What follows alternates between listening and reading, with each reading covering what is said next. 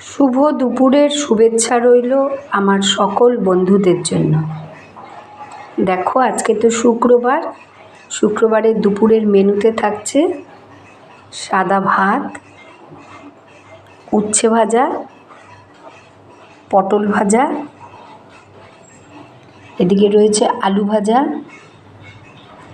আর tomato দিয়ে আর পাকা তেঁতুল দিয়ে মুসুরির ডাল, জানোই আমাদের 12 মাসে টক ডাল। আর এখানে আছে পনিরের তরকারি, আদা জিরে বাটা দিয়ে, টমেটো দিয়ে, একটু আলু দিয়েছি একদম কম, পনির শুকনো মানে একটু গামাখা ঝোল হয়েছে।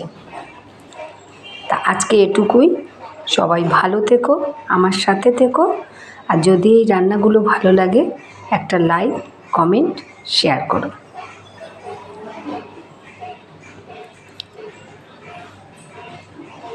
টাটা।